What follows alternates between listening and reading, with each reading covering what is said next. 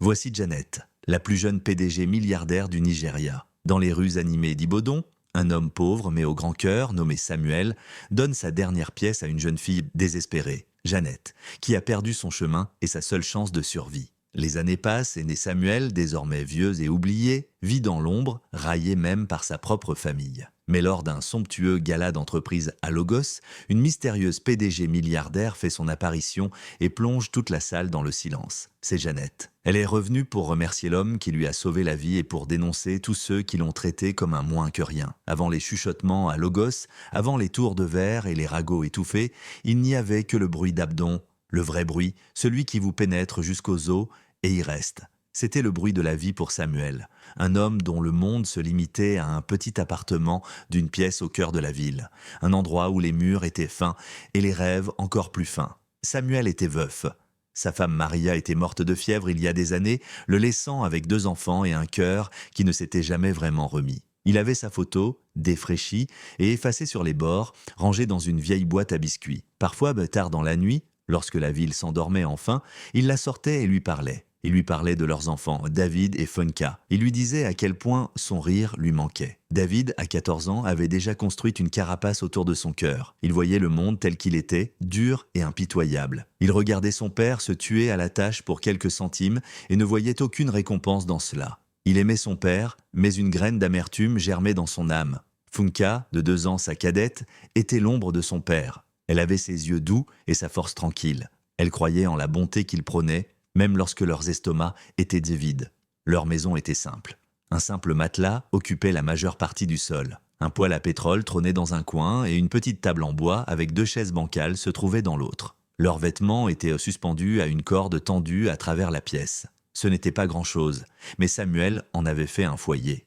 Il l'avait rempli d'histoires, de prières et d'un amour si intense qu'il semblait dégager une chaleur particulière. Chaque matin commençait de la même manière.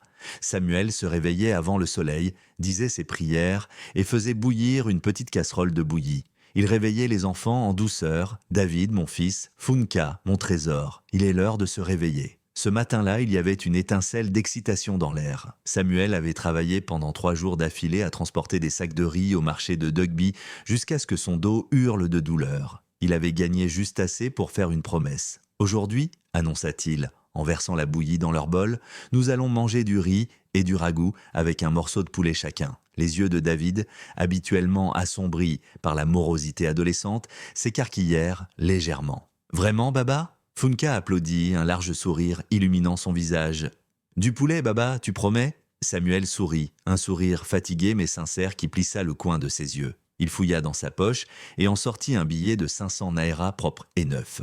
Et c'était tout ce qu'il avait gagné grâce à son travail éreintant. Il le brandit comme un trophée. « Je promets qu'après avoir terminé mon travail aujourd'hui, j'irai au marché et j'achèterai tout. Ce soir, nous ferons la fête. » Ce billet de 500 naira lui semblait valoir 1 million. C'était plus que de la nourriture. C'était un symbole d'espoir. C'était la promesse d'un père à ses enfants que, pour une nuit, les choses iraient mieux. Il envoya les enfants à leur petite école communautaire, leur rappelant de travailler dur. « Votre éducation est la seule richesse que je puisse vous offrir, leur disait-il toujours. Gardez-la précieusement. » Puis il partit travailler. Aujourd'hui, il aidait un commerçant à déboucher un canal d'évacuation bouché devant son magasin.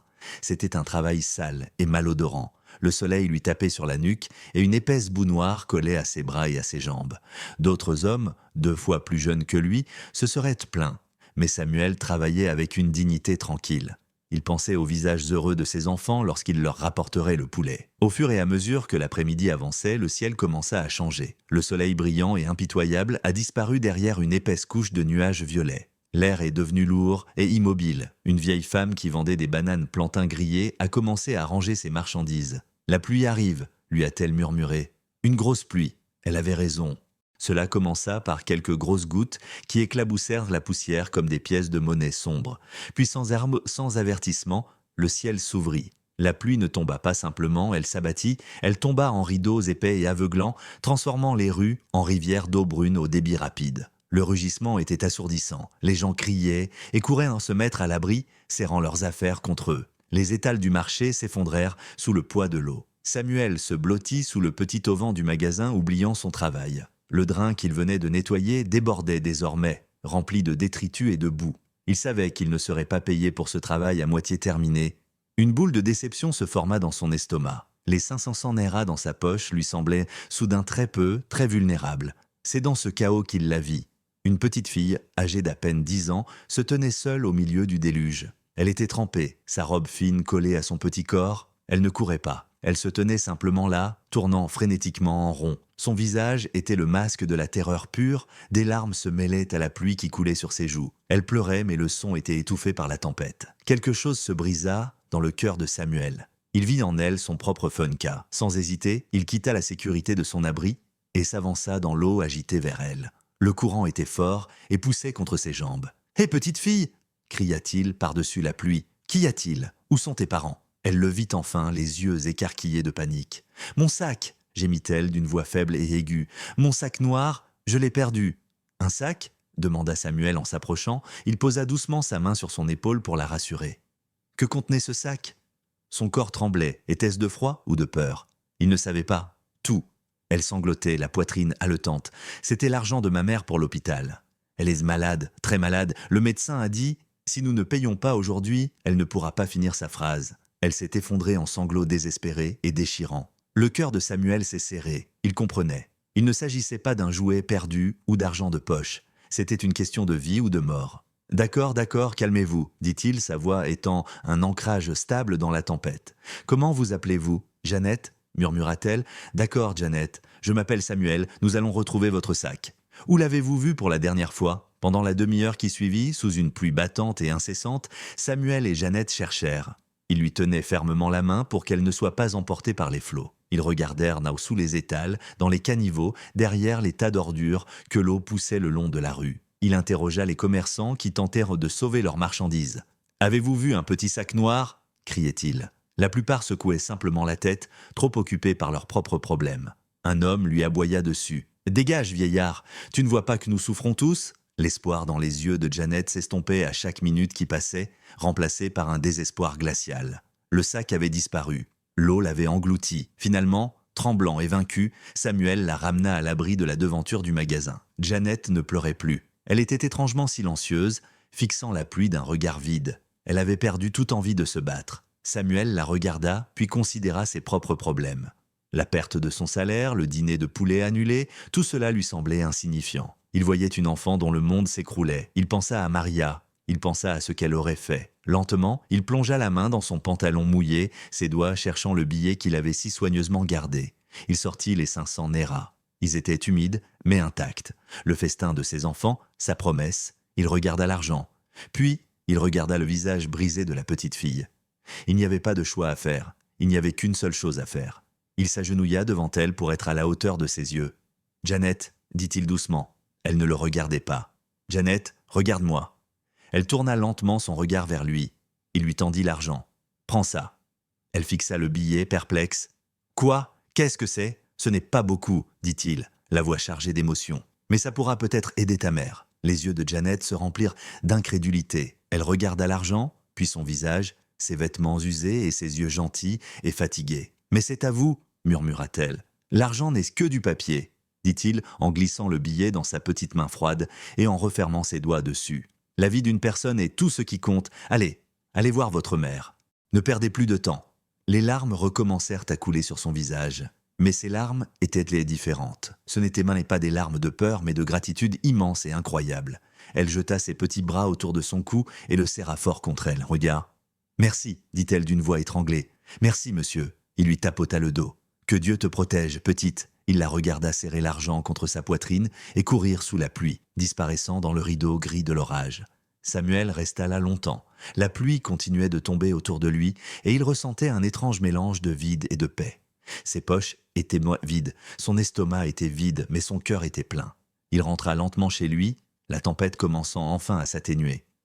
Il arriva à sa porte, trempé et fatigué, n'ayant rien d'autre à offrir à ses enfants qu'une explication.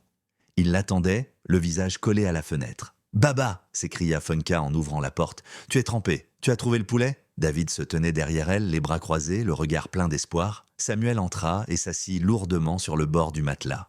Il regarda ses deux enfants à la lumière de sa vie. « Je suis désolé, » en dit-il d'une voix grave. « Il n'y aura pas de riz ni de ragoût ce soir. » Il leur raconta ce qui s'était passé. Il leur parla de la petite fille, de sa mère malade et du sac perdu. Funky écouta, les yeux écarquillés, pleins de compassion. Mais le visage de David se durcit, l'espoir dans ses yeux se transforma en ressentiment. « Alors, tu as donné notre argent ? Pour la nourriture ?» demanda David d'une voix aiguë, incrédule. « À une étrangère, une fille mais qui mentait probablement. »« David, commença Samuel. « Nous n'avons rien, Baba. » La voix de David s'éleva, cassée par la frustration. « Nous n'avons rien et tu donnes la seule bonne chose que nous allions avoir. Ce n'est pas juste. » Il se retourna et alla dans un coin de la pièce, tournant le dos à son père. Funka s'approcha et prit doucement la main de son père. Elle appuya sa tête contre son bras. « Tu as fait une bonne action, Baba, » murmura-t-elle. Samuel lui serra la main, le cœur serré par la colère de son fils, mais réconforté par la compréhension de sa fille. Il regarda l'endroit vide où leur festin aurait dû se dérouler, et il pria. Il pria pour la petite fille nommée Jeannette et sa mère, et il pria pour qu'un jour son propre fils comprenne. Il ne s'attendait pas à une réponse, il ne s'attendait pas à la revoir, il ne s'attendait certainement pas à ce qu'un simple billet de 500 naira donné sous la pluie soit à l'origine d'un ouragan qui allait s'abattre sur eux tous. Les saisons à Ibodon ne changent de pas beaucoup, mais les gens, oui. Les années s'écoulèrent comme de l'eau entre les doigts. Et elles creusèrent de nouvelles rides sur le visage de Samuel, transformant le noir de ses cheveux en un gris doux et poussiéreux. Le monde qu'il connaissait commença à évoluer plus vite qu'il ne pouvait le suivre. De nouveaux bâtiments ont poussé sur la terre rouge, brillants et hauts, projetant de longues ombres sur les anciens lieux familiers. Le prix du pain, du kérosène, de tout, semblait grimper à une échelle sans fin. Samuel, cependant, restait en bas, vieillissant, ralentissant et devenant plus invisible chaque jour qui passait. Ses enfants, les deux ancres de sa vie, ont été les premiers à s'éloigner. David, son fils, était consumé par une soif que son père n'avait jamais connue, une soif de possession matérielle. Il termina ses études secondaires et refusa d'apprendre un métier. « Je ne vais pas me casser le dos pour rien comme toi, Baba », disait-il. Ces mots l'avaient blessé. Il s'était lié d'amitié avec une bande de jeunes aux chaussures brillantes et à la langue bien pendue, toujours à la recherche d'affaires et de contrats, cherchant sans cesse le moyen le plus rapide d'atteindre le sommet. Il avait commencé par vendre des appareils électroniques bon marché au marché, puis était passé à des choses plus importantes qu'il n'avait jamais expliquées. Bientôt, ses visites à la maison devinrent plus courtes, ses excuses devinrent plus longues.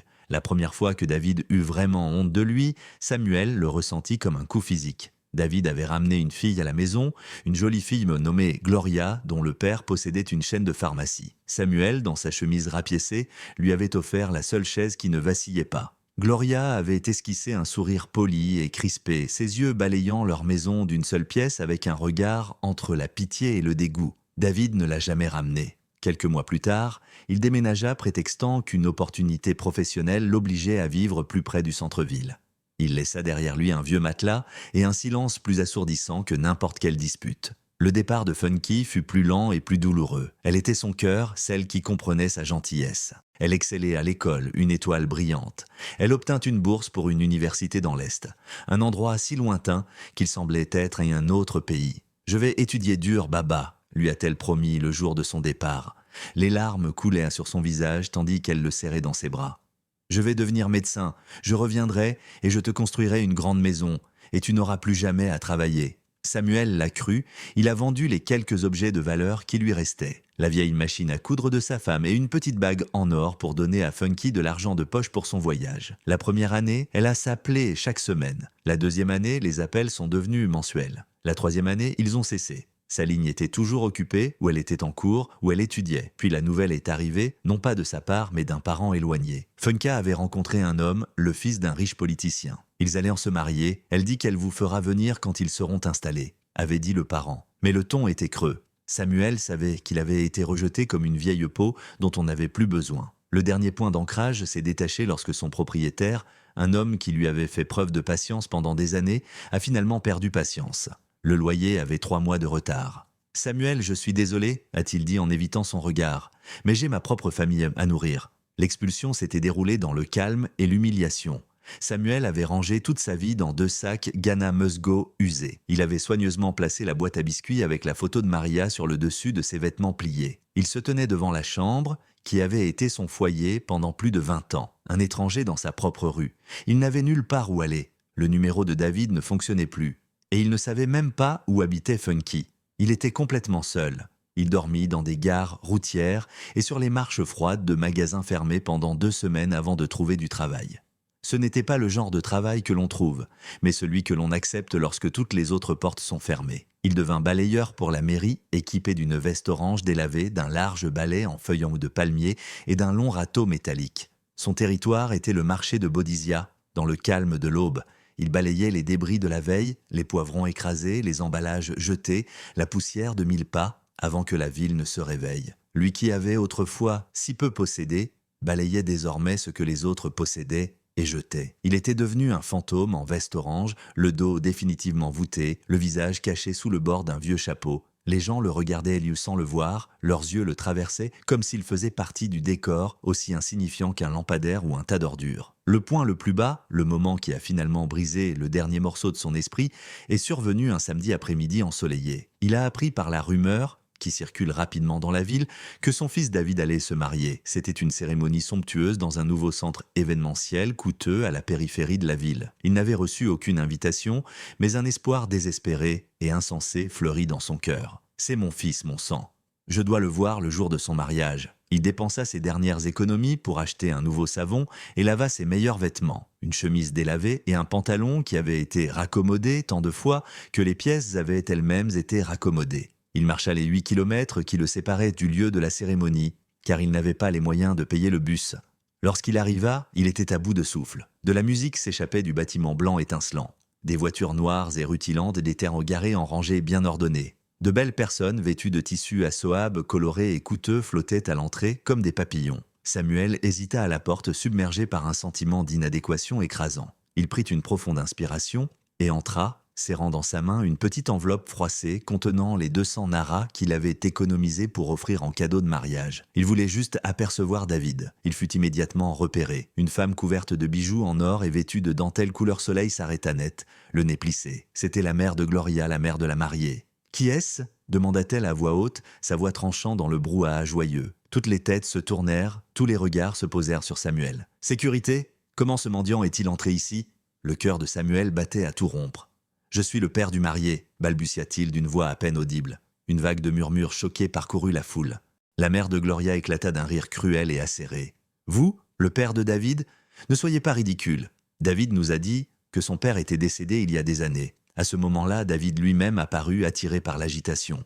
Il était vêtu d'une magnifique agada blanche et ressemblait à un roi. Il vit Samuel et pâlit. Son sourire, confiant, disparut, remplacé par un masque d'horreur et de honte pure. « David, » dit Samuel en faisant un pas en avant plein d'espoir. « Mon fils Baba, » murmura David, les yeux écarquillés de panique. Il jeta un coup d'œil à sa nouvelle belle-mère, à la foule qui observait, à sa belle épouse, qui s'approchait maintenant avec un froncement de sourcils perplexe. « David, qui est cet homme ?» demanda le père de Gloria, un homme corpulent à la voix tonitruante. Samuel regarda son fils, le suppliant du regard. « Défends-moi, reconnais-moi, je suis ton père. » Le moment de décision de David vint et passa en un clin d'œil. Il redressa les épaules, son visage se durcit en un masque froid et inconnu. Il ne regardait pas Samuel, il regardait son beau-père. « Je ne sais pas qui il est, » dit David, le mensonge déchirant l'air. « Il doit être confus, ce n'est qu'un sans-abri qui s'est égaré ici. » Puis il se tourna vers Samuel, la voix basse et venimeuse. « Vous devez partir maintenant. Tu gâches le jour de mon mariage,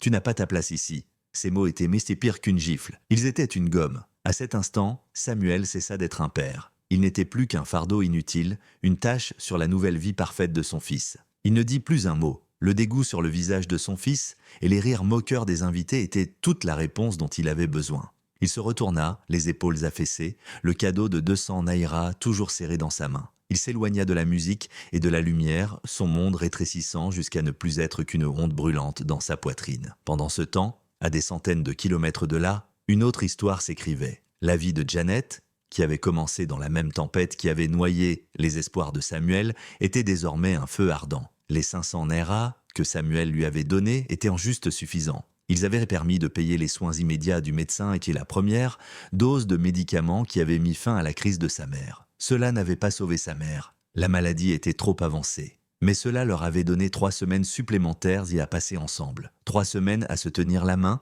à se raconter des histoires à voix basse, à se dire au revoir dans la paix plutôt que dans la panique. Ce cadeau que fut ce temps supplémentaire est devenu le moteur de toute la vie de Janet.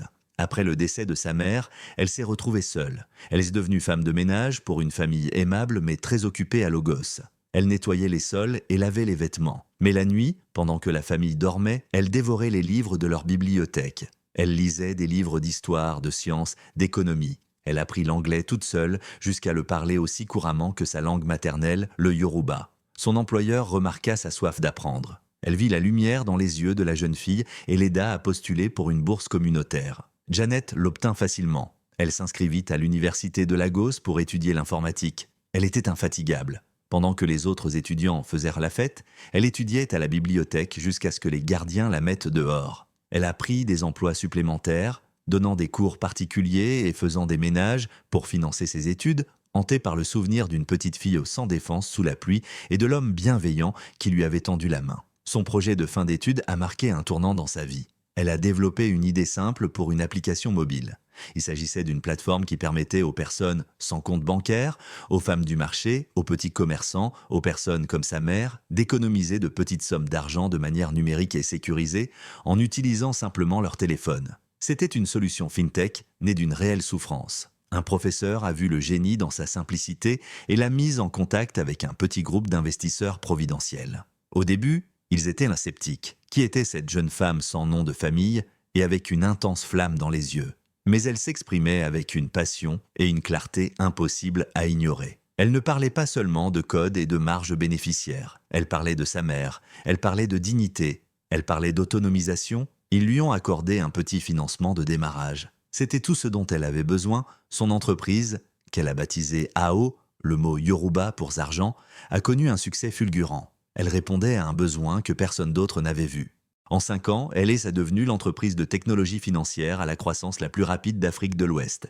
Janet, l'orpheline domestique, est devenue un nom que l'on murmurait dans les salles de réunion. Elle n'était plus seulement une survivante. Elle était en train de bâtir un empire. Son parcours était ascendant, brillant, destiné à croiser un jour celui de l'homme discret et oublié qui balayait encore les rues dans l'obscurité. Son propre parcours était tombé dans une vallée de désespoir. Logos était une bête différente d'Ibodon. Si Yann était un battement de tambour régulier et bruyant, Logos était une symphonie d'ambition rugissante, une ville qui brillait de promesses et dévorait les âmes avec le même enthousiasme. C'est ici, au cœur de cette métropole tentaculaire et chaotique, que Samuel se retrouva à l'entrée de l'hôtel Echo, se sentant comme un grain de sable oublié sur une vaste plage étincelante. Il était venu ici sur les ailes fragiles d'un espoir emprunté. Un vieil ami de son quartier à Ibodon, un homme gentil nommé Joseph, qui travaillait désormais comme chauffeur pour une famille riche à Logos, lui avait parlé de l'événement. Il s'agissait du gala annuel Logos Innovate Invest, un lieu où les rêves étaient de financer et les avenirs forgés. Baba Samuel, avait dit Joseph, les yeux sérieux, je les entends en parler. De grandes fortunes y seront présentes à la recherche de nouvelles idées. Elles donnent de l'argent aux gens. Peut-être pourriez-vous raconter votre histoire à quelqu'un, peut-être pourrait-il vous aider à obtenir un petit prêt pour ouvrir une petite boutique. Tout vaut mieux que le balai. L'idée était absurde. Une petite lueur dans l'obscurité profonde, mais c'était la seule lumière qu'il avait. Joseph, dans sa gentillesse, lui avait prêté un costume. C'était un costume lourd, gris foncé, datant d'une dizaine d'années, un peu trop serré aux épaules et trop ample à la taille. Il lui avait également donné de quoi payer le bus pour Victoria Island. Et c'est ainsi que Samuel, le balayeur d'Ibodon, avait revêtu le costume d'un homme plein d'avenir et était venu dans la ville des rêves. Dès qu'il avait mis les pieds dans la grande salle de bal, il avait compris qu'il avait commis une erreur. L'air lui-même semblait coûteux, chargé de parfums étrangers et de la fraîcheur vive d'une climatisation puissante. Un lustre plus grand que toute son ancienne chambre était suspendu au plafond comme une galaxie d'étoiles capturées, projetant une lumière éclatante sur les personnes en dessous. Elle se déplaçait avec une aisance et une assurance qu'il n'avait jamais connues. Leur conversation formait un bourdonnement grave et puissant, leurs rires étaient légers et naturels. Les hommes en costume sur mesure et les femmes en robes scintillantes comme des bijoux liquides tenaient des coupes de champagne, leurs poignets étincelants de montres en or. Samuel sentit le costume qu'il avait emprunté se rétrécir autour de lui. Il était un imposteur, un corbeau qui s'était égaré dans un jardin de pans. Il essaya de se faire petit pour se fondre dans les coins de la pièce. Il serra dans sa main la petite proposition plastifiée que Joseph et lui avaient rédigée. Un humble projet d'ouverture d'un petit kiosque alimentaire, mais ses mains transpiraient tellement que le papier était humide. Sa première tentative pour parler à quelqu'un fut un désastre. Il vit un jeune homme debout, seul, l'air important, une tablette à la main. Samuel s'approcha de lui poliment. « Bonsoir monsieur, je m'appelle Samuel. J'ai une idée. Je voudrais... Le jeune homme lui jeta un coup d'œil, ses yeux se posant sur le costume mal ajusté et les chaussures usées de Samuel. Il eut un petit sourire dédaigneux et lui tourna le dos sans un mot, reprenant sa lecture. Ce rejet fut une gifle silencieuse et cinglante. Un peu plus tard, un serveur portant un plateau de petites côtelettes passa devant lui. Samuel n'avait rien mangé depuis le petit morceau de pain qu'il avait pris le matin même. Il tendit la main vers un puff-puff, mais le serveur retira brusquement le plateau. « C'est pour les clients, vieil homme », dit-il avec un ricanement avant de s'éloigner pour offrir les snacks à un groupe qui riait à proximité. La honte brûlait la gorge de Samuel. Il ressentit un besoin désespéré de s'enfuir, de retourner à l'anonymat familier de son balai et au calme de l'aube. Mais le souvenir du mariage de son fils le retint sur place. Il s'était enfui à ce moment-là. Il ne s'enfuirait pas à nouveau, il devait essayer. Il aperçut un groupe d'hommes âgés qui riaient bruyamment. L'un d'eux, un homme corpulent à la voix tonitruante et portant une grosse bague en or, semblait être le centre d'attention. « Ce doit être une personne importante », pensa Samuel. Rassemblant tout son courage, il s'approcha du groupe, attendant une pause dans leur conversation. Alors qu'il s'approchait, s'il trébucha légèrement sur l'épais tapis et heurta le bras de l'homme même qu'il voulait approcher. Quelques gouttes de vin rouge de l'homme éclaboussèrent de la manche de son agada d'un blanc éclatant. L'homme cessa instantanément de rire. Il regarda la petite tache rouge comme s'il s'agissait d'une blessure mortelle. Puis ses yeux, froids et furieux, se posèrent sur Samuel. « Êtes-vous aveugle ?» tonna l'homme, sa voix résonnant dans le silence soudain de la salle de bal. Les gens se retournèrent pour regarder. « Regardez où vous marchez, vieil homme. Avez-vous la moindre idée du prix de ce vêtement ? C'est de la dentelle suisse pure. » Le visage de Samuel pâlit. « Je suis vraiment désolé, monsieur, c'était un accident. Veuillez me pardonner. » L'homme, le chef Adélika, n'était pas d'humeur à pardonner. Il semblait apprécier l'attention qu'on lui portait. « Que fait une personne comme vous dans un endroit comme celui-ci » continua-t-il, la voix pleine de mépris. « Ceci est un rassemblement pour les innovateurs, pour l'avenir du Nigeria, pas pour les reliques. Vous vous êtes faufilé ici ?» Quelques personnes raquées dans la foule ricanèrent. La blague cruelle fit mouche, touchant directement la réalité cachée de Samuel. Il sentit le sang se retirer de son visage. Il resta figé, submergé par l'humiliation publique, comme cela lui était arrivé des années auparavant. Il était à nouveau le mendiant à la fête, le fardeau inutile, l'homme qui n'avait pas sa place. Il aurait voulu que le sol l'engloutisse. Et puis, tout changea. Le bourdonnement sourd de la salle de bal s'éteignit soudainement. Les rires, les bavardages, la musique, tout s'estompa dans un silence électrique abrupt.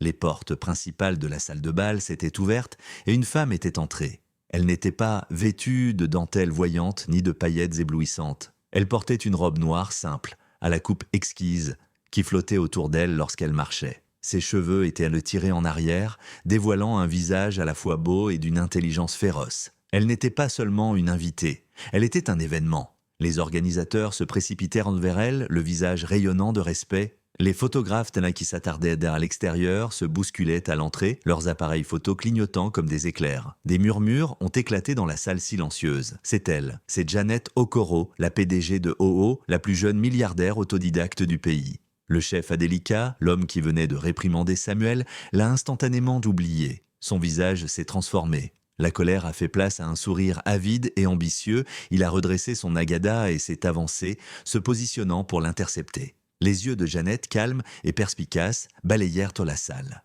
Ils passèrent en revue les organisateurs obséquieux, les puissants investisseurs et les entrepreneurs pleins d'espoir. Puis ils s'arrêtèrent, ils se fixèrent sur la petite silhouette voûtée d'un vieil homme vêtu d'un costume emprunté, se tenant seul et abattu au centre de la pièce, le masque de PDG sur son visage fondit. Pendant une fraction de seconde, il fut remplacé par le visage d'une petite fille perdue dans une tempête. Son souffle se coupa, mais sa démarche déterminée ne faiblit pas. Et sa direction était désormais verrouillée comme un missile sur sa cible. « Madame la PDG, c'est un véritable plaisir de vous voir nous honorer de votre présence. » Le chef Adélika s'exclama en se plaçant directement sur son chemin avec un large sourire mielleux. Janet Okoro passa devant lui comme s'il était un fantôme. Elle ne tourna même pas la tête. Ses yeux étaient fixés sur Samuel et il commençait à briller de larmes contenues. Toute la salle regardait complètement perplexe cette titane de l'industrie, cette reine de la fintech africaine, s'éloigner des personnes les plus puissantes de la salle et se diriger droit vers l'homme qu'ils venaient tous de rejeter comme un mendiant.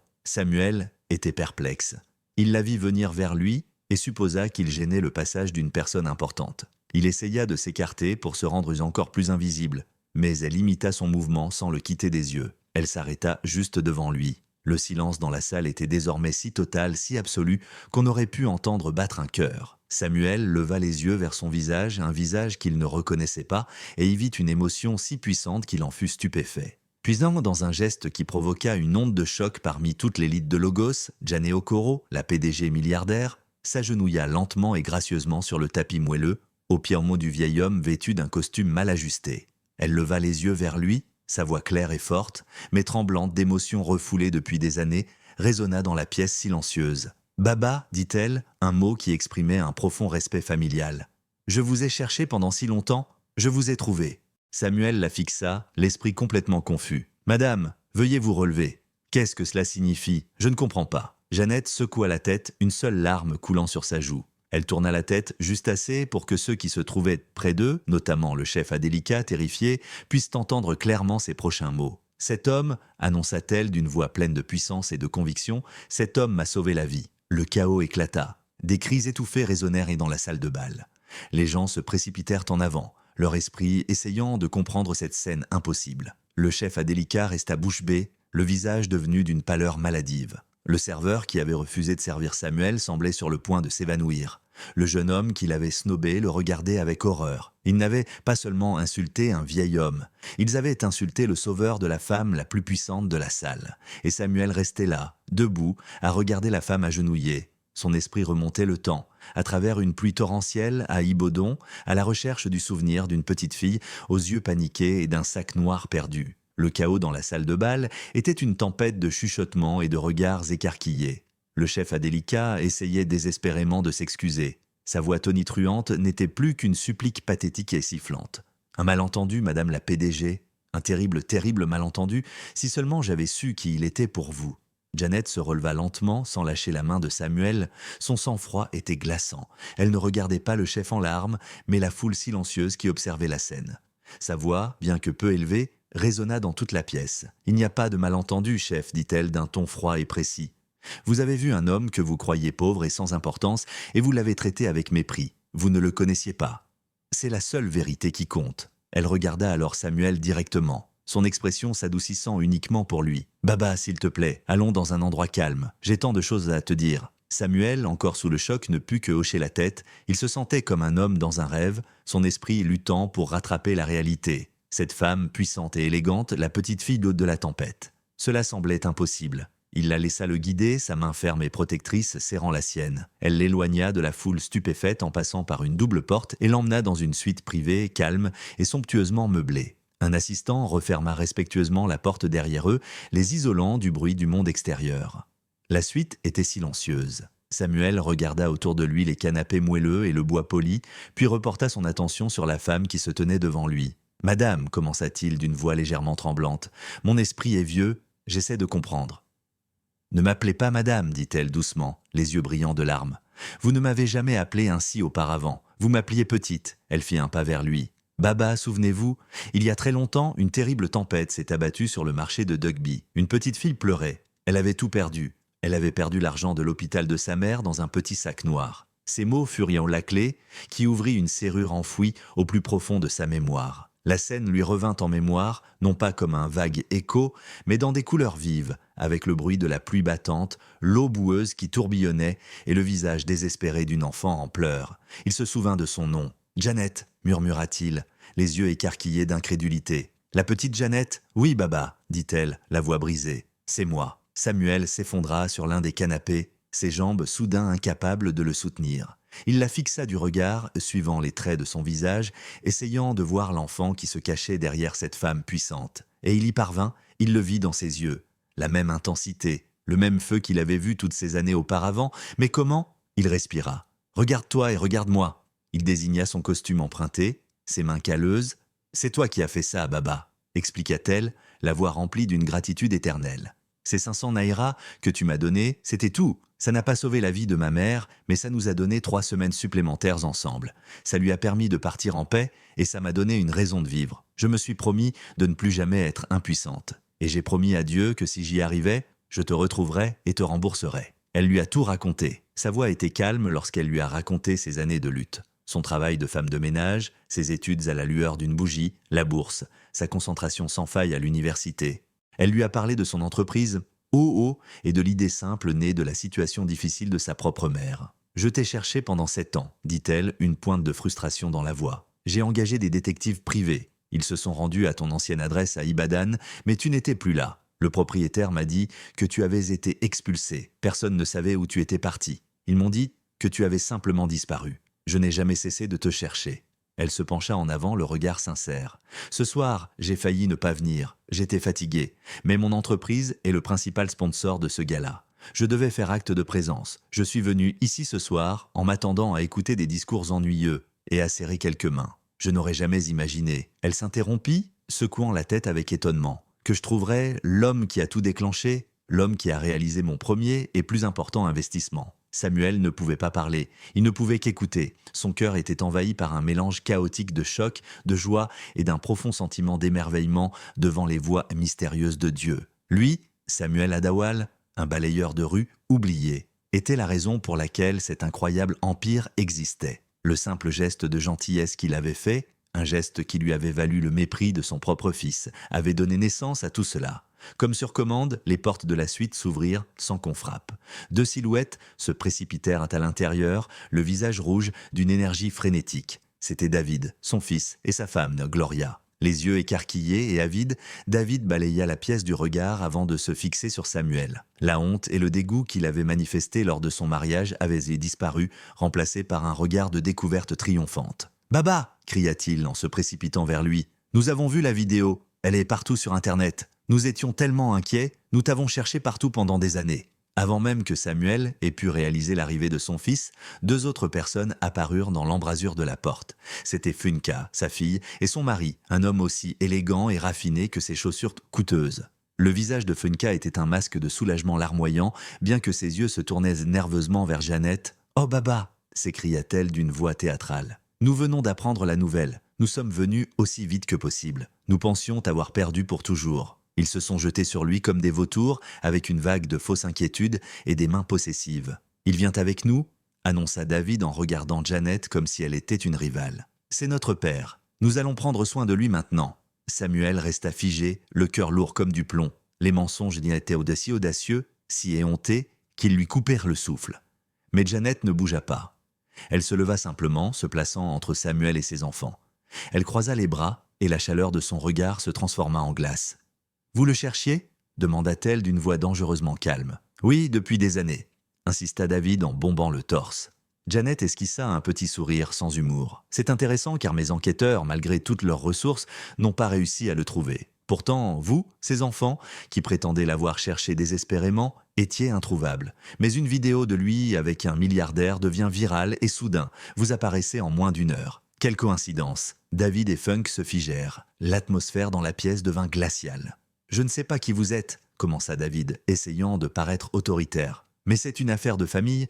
Je suis la personne qui se soucie de ce qui arrive à cet homme, » rétorqua Janet d'une voix d'acier. « Et vous êtes ceux qui l'ont rejeté. » Elle fit un pas vers David. « Parlons de votre mariage, voulez-vous ? Mon équipe a été très minutieuse. Ils ont trouvé le nom de la société de restauration que vous avez utilisée. C'est incroyable ce dont les gens se souviennent quand on leur offre un don généreux pour leur entreprise. Ils se souviennent d'un sans-abri qui a été jeté dehors. Ils se souviennent que le marié a dit à tout le monde qu'il ne le connaissait pas. Ils se souviennent que vous avez dit à votre père qu'il était un fardeau inutile qui gâchait votre grand jour. » David pâlit. Gloria, sa femme, le regarda avec horreur. Puis Janet a tourné son regard glacial vers Funka. Funky a reculé, ses fausses larmes séchant sur ses joues. « Et toi, Funky ?» a dit Janet, la voix empreinte de déception, la fille aimante qui allait lui construire un manoir. « Tu vis dans une belle propriété à Lekki. Mon entreprise possède ton dossier d'ancien élève de l'Unilag. Nous connaissons ton adresse, le nom de ton mari, ton numéro de téléphone. Tu ne t'es pas caché? Tu n'as simplement pas appelé? Était-ce si difficile de décrocher le téléphone? D'envoyer un peu d'argent au père qui a vendu la bague de sa femme pour payer ton transport? Il ne savait même pas si tu étais en vie. » Silence, un silence dévastateur. Les enfants étaient exposés, leur cupidité et leur négligence étaient mises à nu sous les lumières vives et impitoyables de la suite. Il n'y avait plus de mensonges à raconter. Samuel a finalement retrouvé la parole. Il a regardé ses 2 enfants, le garçon qu'il avait élevé et la fille qu'il avait adorée. Il n'y avait plus de colère en lui, seulement une immense tristesse douloureuse. « Pourquoi ?» a-t-il demandé, ce seul mot chargé du poids de toutes ces années de solitude. « Mes enfants, pourquoi ?» Il n'avait pas de réponse. David fixait le sol, honteux. Fonka s'est couvert le visage et s'est mise à sangloter. Mais cette fois, les larmes étaient réelles, des larmes chaudes de culpabilité et d'humiliation publique. Ils n'étaient pas venus sauver leur père. Ils étaient venus réclamer leur récompense pour découvrir que la vérité les avait devancés. Le silence qui envahit la suite après le départ de ses enfants était lourd, chargé des fantômes des promesses non tenues. Samuel s'assit sur le canapé moelleux, silhouette frêle dans une vaste pièce silencieuse, l'écho des sanglots de sa fille flottant encore dans l'air. Il ne célébrait pas une victoire, il pleurait une perte. La richesse et la reconnaissance qu'il venait d'acquérir lui semblaient vaines comparées à l'amour qui venait de lui être témoigné et qui n'avait jamais été réel. Janet vint s'asseoir à côté de lui, sans parler, offrant simplement sa présence comme un ancrage silencieux. Après un long moment, Samuel leva enfin les yeux, ses vieux yeux assombris par une profonde et lasse tristesse. « Un homme n'est riche que par sa famille », murmura-t-il. Ces mots, un vieux proverbe, avaient désormais un goût de cendre dans sa bouche. « Aujourd'hui, j'ai appris que je suis l'homme le plus pauvre du monde. »« Non, Baba, » dit Janet doucement, en posant sa main sur la sienne. Son toucher était chaud et ferme. « Tu n'es pas pauvre. Tu as investi ton amour en eux et ils l'ont gaspillé. C'est leur perte, pas la tienne. Ta véritable richesse, c'est la gentillesse dont tu as fait preuve envers un étranger pris dans la tempête. Cet investissement n'a cessé de croître au fil des ans et ce soir, il a porté ses fruits. » Elle le regarda, le regard clair et déterminé. « Ils ne sont plus ta famille, Baba, c'est moi qui suis ta famille. Laisse-moi être ta fille. Laisse-moi prendre soin de toi. » Quelques jours plus tard, la tempête médiatique autour du gala s'était calmée. Le nom de Samuel Adawal n'était plus un mystère. Il était désormais connu dans tout le Nigeria comme le père de la gentillesse. L'homme humble qui, sans le savoir, avait déclenché l'ascension d'un milliardaire. Janet vint le chercher, elle n'envoya pas de chauffeur, elle vint elle-même. La voiture qui s'arrêta dans le coin sombre et oublié d'Ibadan, où il séjournait avec son ami Joseph, était une élégante Lexus noire. Elle se déplaçait silencieusement. Une créature d'un autre monde dans cette rue poussiéreuse et pleine de nids de poules. Samuel, vêtu de nouveaux habits simples que Jeannette lui avait achetés, fit ses adieux sincères à Joseph en lui glissant une épaisse enveloppe remplie d'argent dans la main. Un cadeau de Jeannette qui représentait plus d'argent que Joseph n'en avait jamais vu. Le trajet entre Ibadan et leur destination était surréaliste. Samuel n'avait connu que le chaos bruyant et des exigus des bus publics. Il était maintenant assis sur des sièges en cuir moelleux qui lui donnaient l'impression d'être sur un nuage.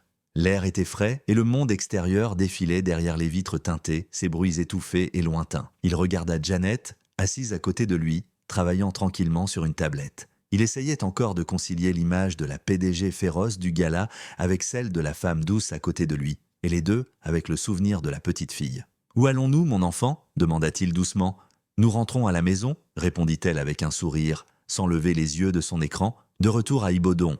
Mais mon ancienne maison n'existe plus. » dit-il perplexe. « Nous n'allons pas à l'ancienne maison, dit Janet. Nous allons à la nouvelle. » La voiture quitta la route principale et s'engagea dans un quartier calme et serein qu'il n'avait jamais fait qu'effleurer de loin. Les rues étaient bordées d'arbres et de belles maisons aux murs élevés. La voiture ralentit et tourna vers un grand portail noir élégant qui s'ouvrit silencieusement. Ils entrèrent dans une vaste propriété, magnifiquement aménagée avec de l'herbe verte et des fleurs aux couleurs vives, et s'arrêtèrent devant une superbe maison moderne. Ce n'était pas un palais fastueux, mais un chef-d'œuvre de verre, de bois et de pierre blanche. Elle était paisible, solide et digne. Elle ressemblait à une maison construite pour un roi. Une femme d'une 50aine d'années, au visage aimable et souriant, vêtue d'un pagne et d'un chemisier soigné, sortit pour les accueillir. « Bienvenue à la maison, madame !»« Bienvenue à la maison, Baba, » dit-elle en s'inclinant respectueusement. « Baba, voici Madame Bola, » dit Janet. « Elle est infirmière à la retraite et elle vous aidera à gérer la maison.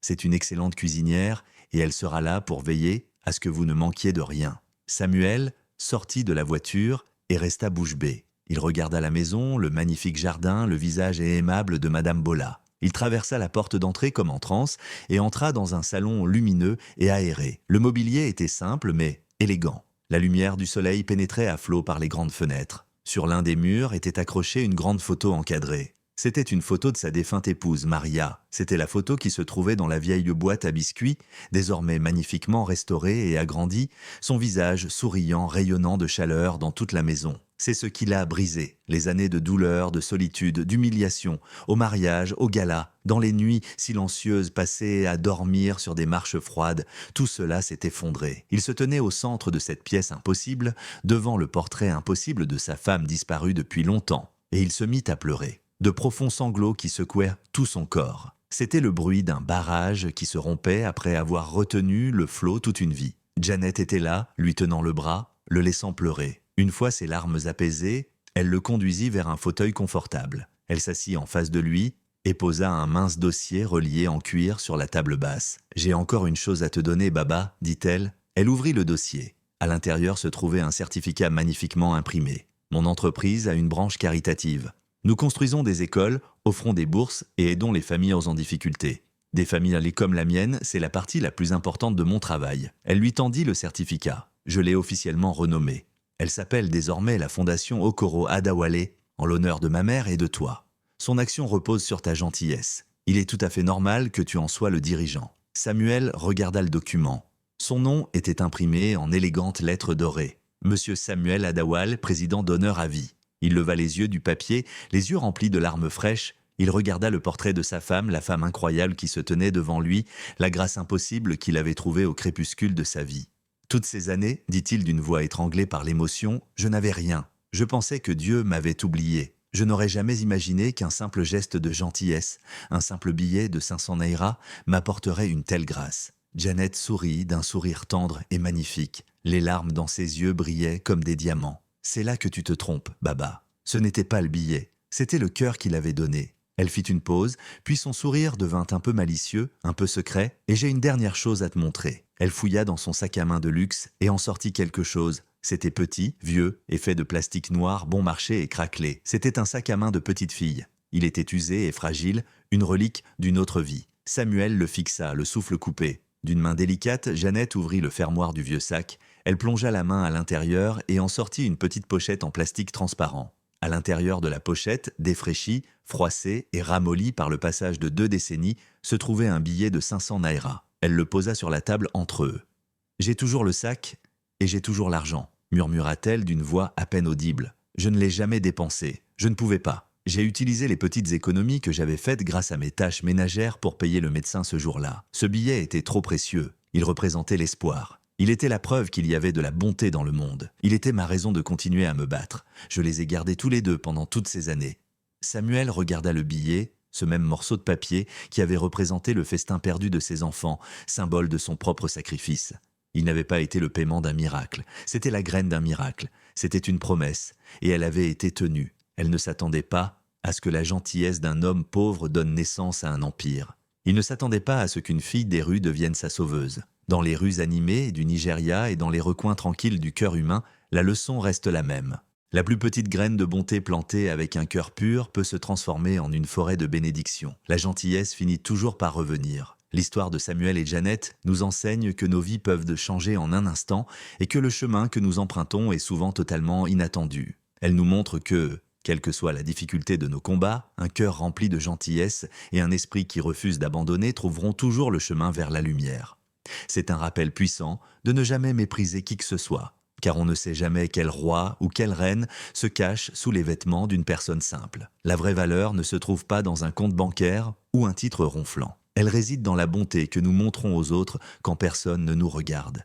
Il s'agit de voir l'humanité dans les yeux d'une personne et de lui tendre la main lorsqu'elle est tombée. À mon incroyable public qui a suivi ce parcours, qu'avez-vous appris de l'histoire de Samuel et Janet? Quel a été votre moment préféré? Partagez vos réflexions dans les commentaires ci-dessous. J'adore lire ce que vous avez à dire. Si cette histoire vous a touché, n'hésitez pas à lui donner un pouce vers le haut pour me faire savoir que vous l'avez apprécié. Et n'oubliez pas de vous abonner à la chaîne pour ne pas manquer la prochaine histoire que nous partagerons ensemble.